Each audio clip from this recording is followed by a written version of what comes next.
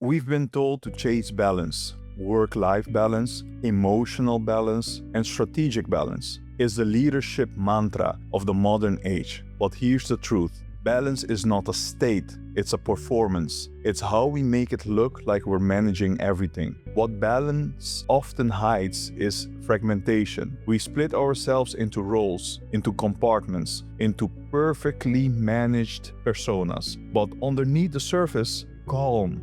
There's tension. Psychologists call it cognitive dissonance. That's when who we are and how we behave are out of alignment. And that gap, whether we notice it or not, creates stress. Not just emotionally, but neurologically. It affects how we think, lead, and connect. So let me give you an example. Maria is a VP at a fast-scaling tech company. She's brilliant, sharp, highly respected by her team. But behind closed doors, she constantly second-guesses herself. Maria lives in two selves. There's boardroom Maria, confident, articulate, and composed. And then there's late-night Maria, quietly anxious, rewriting emails over and over to sound just right. On paper, she's striving. In reality, she's fragmenting. This is what so many high performers do. We learn to compartmentalize our ambition and our doubt. We show up with a version of ourselves that optimizes but not integrated. And over time, that split comes at a cost. Because here's the principle. Balance is a performance matrix. Wholeness is a lived experience. Leadership isn't about doing more, better. It's about becoming more whole. High-performing leaders often look like they have it all together, but many of them are deeply fragmented on the inside. And here's the paradox. That fragmentation is often rewarded, and let's go deeper. In schema therapy, psychologist Jeffrey Young explains that many of us carry what he calls early maladaptive schemas. These are patterns we formed to survive. Maybe we learned we had to be perfect to be loved, or that showing emotion made us weak, or that we couldn't rely on anyone but ourselves. Over time, those patterns become traits: perfectionism, hyper-independence, emotional inhibition, and in most organizations, these traits get labeled as strength. They help people rise fast until they start to crack. Here's what research tells us. In 2018, Google ran a project called Project Aristotle. They studied what makes teams truly high-performing. The top factor: psychological safety, not intelligence, not tactical skills or safety. That means teams perform better when people feel safe enough to be real.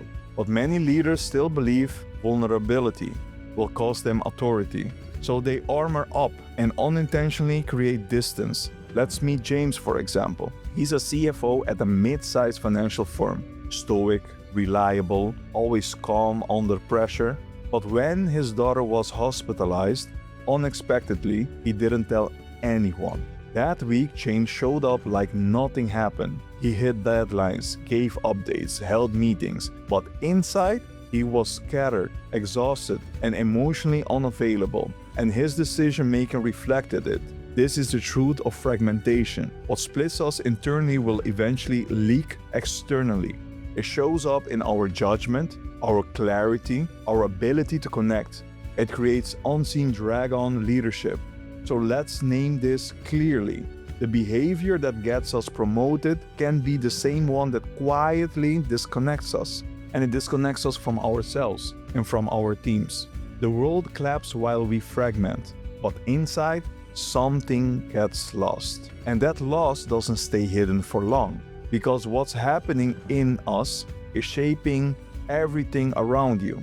Wholeness is contagious. So wholeness isn't just personal, it's really contagious.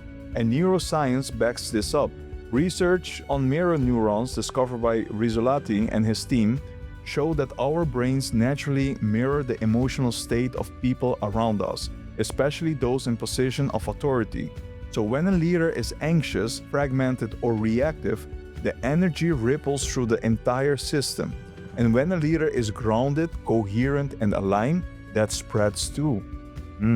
Leadership isn't directional, it's emotional architecture. So let's take a real-world example when Satya Nadella took over at Microsoft. The culture was known for competition and perfectionism, but Nadella didn't just change strategy, he changed psychology. He shifted the company mindset from know-it-all to learn-it-all, from certainty to curiosity, from fear of failure to psychological safety.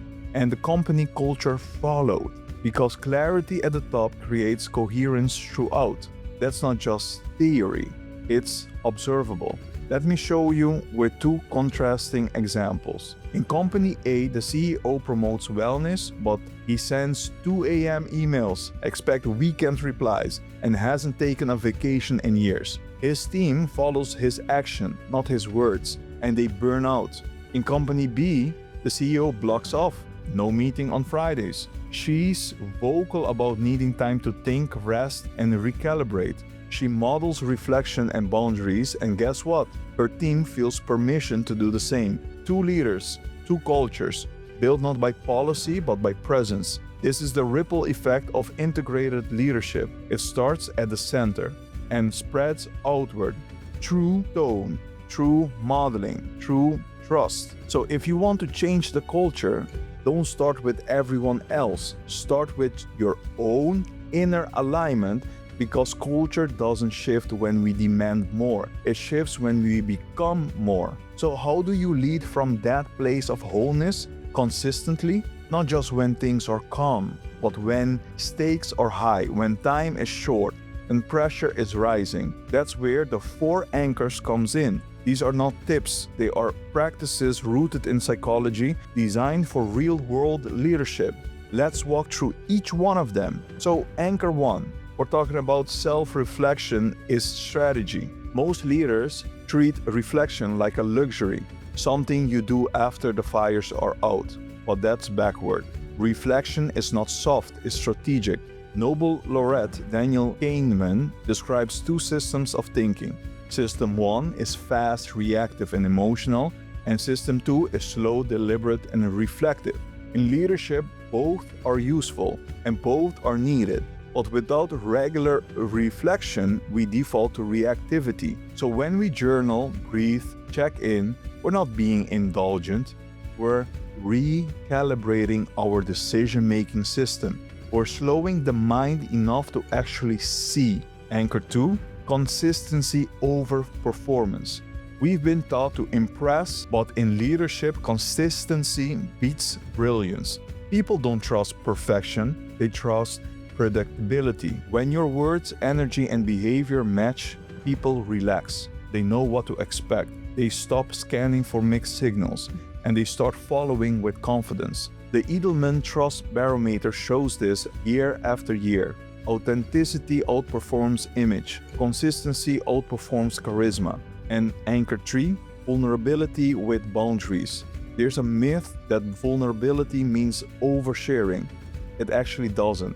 Vulnerability is simply truth without the mask. When leaders name a challenge, I'm not sure yet, but I'm committed to clarity, or this is tough and we're going to figure it out together, they create safety. Brené Brown's research shows this clearly. Teams are more engaged when leaders are real, not perfect, not performative, but real. And with healthy boundaries in place, vulnerability builds trust without becoming a burden. And the 4th anchor, support is infrastructure. Here's what nobody tells you. Lonely leadership isn't noble, it's inefficient. Isolation costs energy and creativity. Perspective. According to Harvard Business Review, 61% of CEOs feel isolated, and they see also drops in performance. That's not because they're weak, it's because they're human. Flourishing leaders don't just build teams, they build support systems, peer networks, coaching, feedback loops, quiet spaces. Support isn't fallback plan, it's part of the architecture itself. These 4 anchors aren't extra, they are essential. Reflection, consistency, vulnerability, and support. They don't just change how you lead, they change how people experience you. Let's bring it home. You weren't promoted to become a machine. You were called to lead as a person, not because you had all the answers, but because you had the capacity to grow into them. And here's the invitation: to move from performance to presence, to stop fragmenting for the sake of others and start leading from the integrated center of who you are. Let me offer you a simple but powerful reflection. You can even do it right now. So, start with asking yourself, what part of me shows up most in my leadership? Then ask, what part of me is missing? Feel what comes up. Pause for a moment. Let all the emotions come up and your thoughts. Because sometimes the strongest move a leader can make is to reclaim the parts they have exiled. Now ask, what would it look like to invite that part back into the room today? Not next quarter, not after the next crisis, but simply today. Because leadership from wholeness doesn't require perfection, it requires presence. And presence is a practice. This is what Flourish is about. It's not another layer on your to-do list, it's a return to the center. So every strategy, every decision, every relationship comes from a place that's real, grounded, and whole. Let me leave you with this. The world doesn't need another high-performing leader who's quietly exhausted. It needs one who is whole. And when the center holds, everything built around it becomes stronger.